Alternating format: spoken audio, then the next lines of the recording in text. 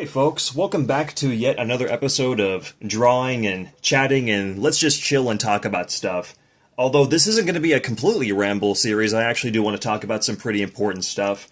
But I'm trying to make this a semi-regular thing. I normally don't like to post videos back to back, day after day, that's not really my thing. But I was kind of out of it for the past month in terms of posting long-form material, I guess you could say. And before that I had a drought of like 9 months, so I'm going to really try to keep this as a regular thing. Maybe 2 episodes a week, or 2 episodes a month, maybe 1 episode a month, whatever keeps it regular. But overall, I just want to chat and do some artwork. I'm finally close to being finished with this character sheet. This is one of like 60 I have planned. I think I finished like about 14 of these. These aren't really meant to be like full-on concept art. They're more so kind of like flat with just a little bit of shading. More so for an upcoming art book I want to release, kind of use it as a style guide for future projects. Speaking of which, I want to talk about not necessarily a comprehensive history of the development of my series, but more so get into how I came to the ultimate conclusion or the decision to transition from writing a novel series to a webcomic series, because it's kind of all over the place. So just to kind of give a little bit of context, I don't want to really get into it because this has been in progress for like 17 years, starting in 2009. But basically, I wanted to become something of a concept artist back in basically as long as I have almost been alive. Maybe that's a bit of an exaggeration. But when I was a kid, I really enjoyed watching those behind-the-scenes documentaries for films. Now, I'm not a filmmaker. It's not something I'm good at. I used to make stop-motion animations when I was a kid, or when I was a teenager, I guess you could say. That's what I talked about that in my previous video about the iBook G4. I used to really do a lot of like creative stuff on that, and interestingly enough, that was also the laptop I started working on my saga. The very earliest versions of this. So I haven't been working on one story after another story after another story. I've been working on my saga for 17 years now. Yeah, it's 2009. I think I got the numbers right. So more than half my life at this point, because I just turned 31, and I started working on this when I was 13, going on 14 years old, back in the spring of 2009. But I always wanted to be a concept artist. Now, I wasn't really sure what I wanted to do with my work. I wasn't sure if I wanted to publish it as a novel. I wasn't sure if I wanted to release it as a comic series. Even all the way up until 2020, I even considered releasing this series as like a series of zines, like a bunch of artwork with little descriptions and little lore pieces. And that word lore kind of just encapsulates the whole thing. I was originally inspired to create this saga from a combination of different factors. I was going through my teen years, I was being exposed to a lot of whole new different ideas. I was coming up with all sorts of alternate scenarios in my head. I never really created fan fiction. I went from being inspired by things I like to going immediately into creating original work. But I found things regarding sociology, the history of different peoples, of different groups, how languages work very interesting. And then when I turned 16, I finally read J.R.R. Tolkien's The Silmarillion, which I actually in some ways like even more than Lord of the Rings. Because I had never seen somebody create a literal lore book before. I had never seen anything like it. The only time I ever saw narratives that were written in kind of like that epic, sweeping, almost stage play narrative was, of course, the biblical narratives. That goes without saying. Homer, the Iliad, the Odyssey, Beowulf. I had never seen that in contemporary, not contemporary fiction, but I had never seen that in a fantasy novel before. The fact that this guy literally created an entire lore book for an already lore-heavy series was really something else to me. I didn't even know that there was an appetite for that. It was one of those things where I didn't know I wanted it until I read it. So I decided to do something similar to that myself. Now, what's funny about that is that a number of years later, going all the way into 2019, 2020, I wrote a number of short stories. I had hundreds of thousands of words of documents and that sort of thing.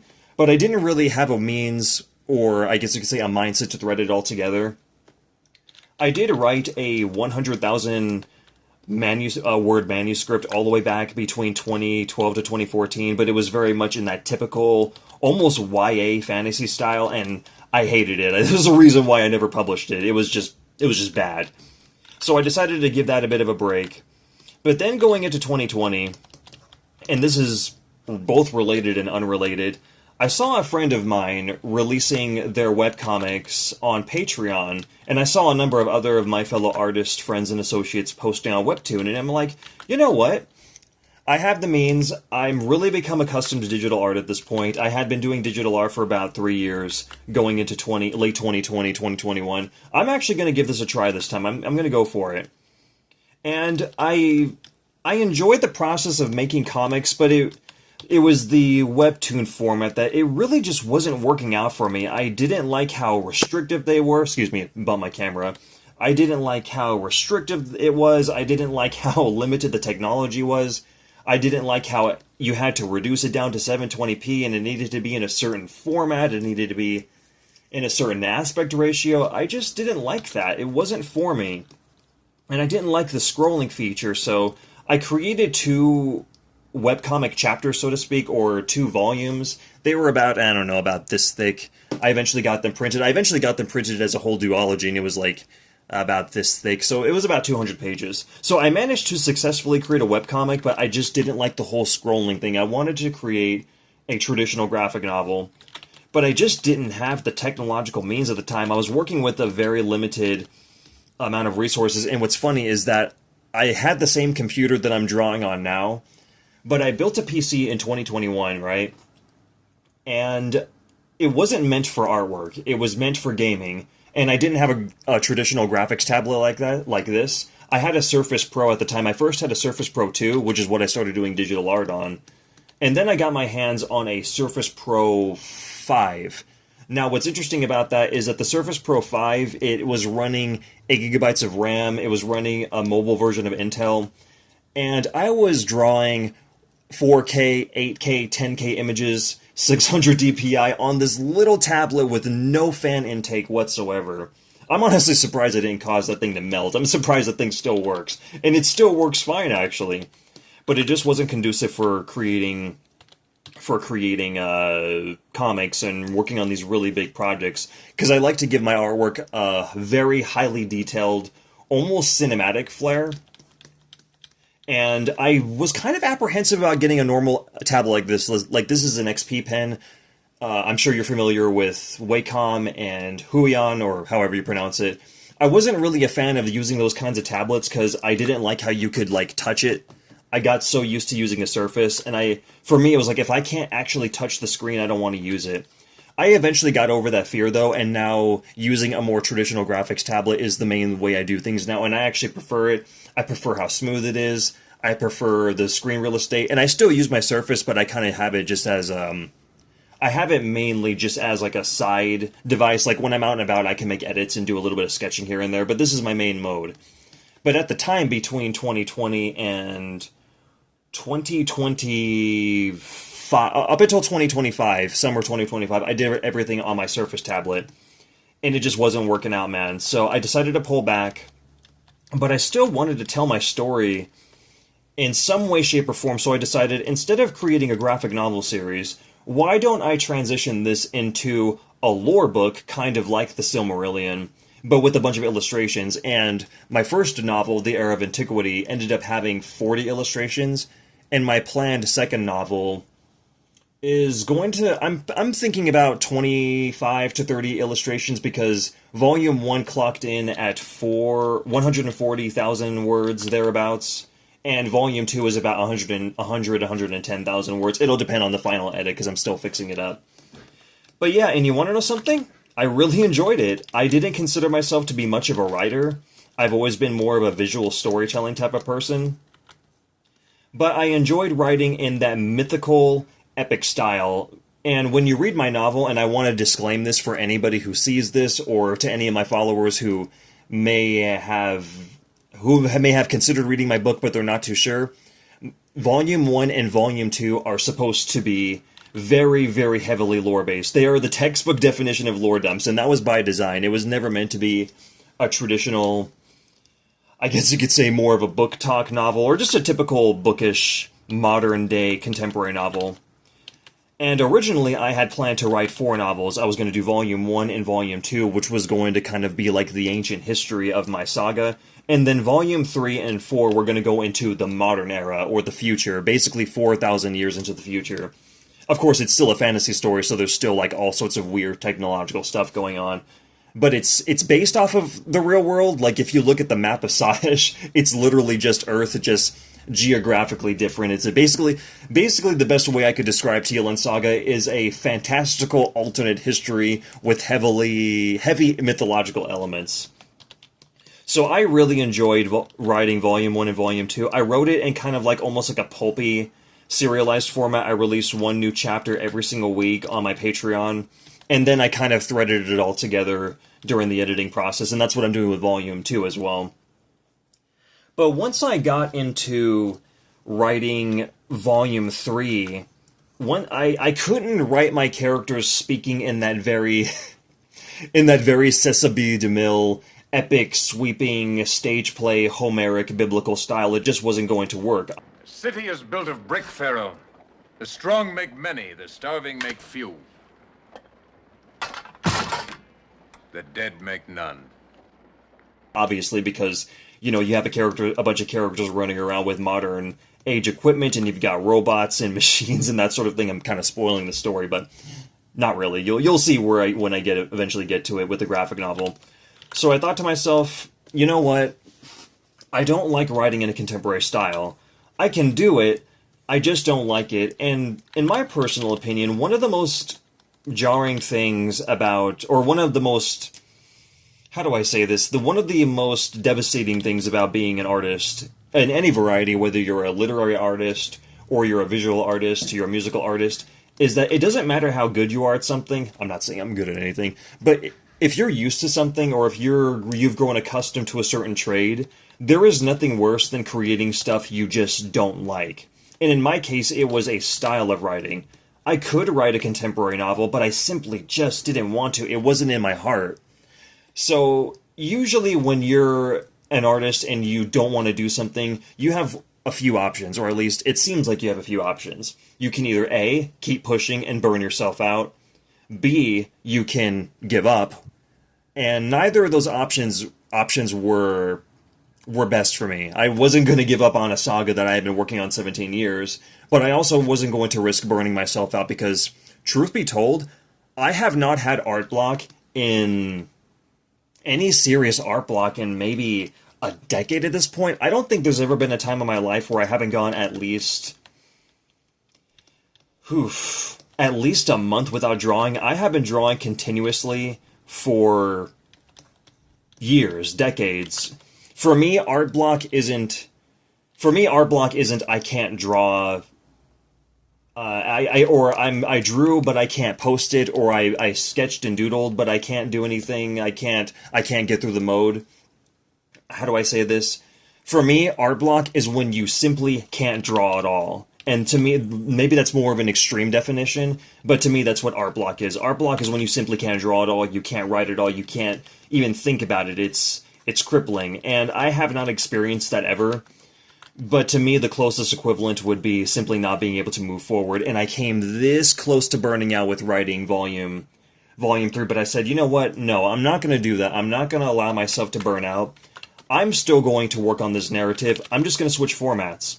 So here's what I'm going to do. I'm going to take my 4-volume plan, Volume 1 and Volume 2, Volume 3, and Volume 4. I'm going to take Volume 2, reformat them, or recontextualize them as these 2 lore books, the ancient history. That way they can kind of serve as, how do I say, almost kind of like a narrative Bible to a certain degree. And Volume 3 and Volume 4 are going to become Parts 3 or Parts 4, or just a whole different thing altogether. Still part of the same continuity, still part of the same narrative, but it's going to be in a graphic novel format. And I thought to myself, you know what? I have the technological means now. I'm getting a lot of support from commission artists, so that kind of helps on the financial things. It helps me to buy more equipment, and I'm more used to using a more traditional graphics tablet. So now that I've really become accustomed to it, and now that I have a vision, I know what I want to do, I have all this artwork and all this narrative build up, I'm going to switch things to a graphic novel format. So that's basically where it stands now. I'm actually really looking forward to this. I feel like going back into visual storytelling goes back into the spirit of what I originally wanted to do. Again, I really enjoyed writing the first two novels, and Volume 2 will be out soon, sometime by the end of 2026 or beginning of 2027. I want to create, if I don't get it finished by the end of 2027, I want to at least have a pre-release copy going, because I do plan on attending Emerald City Comic Con 2027. I was actually accepted to go. I was accepted to go this past year, but due to a number of personal life issues, mostly regarding sick family, it's getting pretty serious. It's been serious. One of my close family members, they died. They died back in November 2024. So 2025 as a whole has been raucous. And 2026 has also been kind of, it's been a lot, but I don't want to get too much into my personal life, my personal history. All I'm saying is that I couldn't go to Emerald City Comic Con 2026 because I was dealing with so much in my personal life. I had to make time for family. I had to make time to be supportive towards folks who needed me over my own, I guess I could say, artistic ambitions. But hopefully going into 2027, that will no longer be the case. I'll have a little bit more both financial as well as lifestyle freedom to be able to advertise my work. So for 2027, if I don't have Volume 2 out by the beginning of the year, I'm still going to get like a bunch of pre-release copies made. That way I can just give them out for free alongside people who buy my first volume if they ever decide to do. So that's kind of my plan going into 2027, but yeah, I'm really looking forward to this. I just want to say real quick that I really appreciate everybody who's been supporting me, to all of my folks on Patreon, and man, let me tell you, the folks who have been supporting me via commissions they've been a lifesaver, and even though I don't really necessarily seek validation, I was going to work on my saga regardless of whether or not I got support. I'm one of those people that will create even if I'm just speaking into the void and nobody's listening. But I will say, having people looking forward to your work, having people that actually commission my work and actually want to see my vision in their own books, because some of my biggest clientele are actually authors who look to my work to do cover art, to do internal illustrations. Man, it's been a wonderful but also humbling experience, because I would say late 2025, winter 2025, and summer 2026 has been some of the most dense amount of commissions I've been doing, and I'd worked on a collaboration recently, and there was a deadline. It was a lot of work, but you know what? That kind of work crunch just, to me, kind of proves that I can do a heavy workload. Of course, I don't want to burn myself out, but yeah, it's been great. Like I said, I appreciate all the people who have subscribed to me recently. I've got quite a surge in subscribers. That's been really nice. I've been receiving a lot of commission work. I have my supporters on Patreon. So you guys make an already fun experience a whole lot better. And also some of the stuff I've been going through recently, that's also been really nice to help things go down just a little bit more, because it's been a rough time. I'm not going to sugarcoat things. But I try to not focus on the negative and really just focus on the positive, and, try to appreciate the things that I have and appreciate the support that I've been getting, which has been, it's been a lot. So again, I really appreciate you guys. I don't want to keep you guys here too much longer. Once again, like the last time I did this, I didn't really draw that much, but I made a little bit of progress with the shading. I would say the shading is about, this is kind of like a character sheet. It's meant to be flat. It's not meant to be super, super detailed. But I would say I'm about 60 to 75% there. But yeah, I don't want to talk your guys' heads off too much. Again, I really appreciate you guys supporting my work. I appreciate you listening to me. And I will see you next time.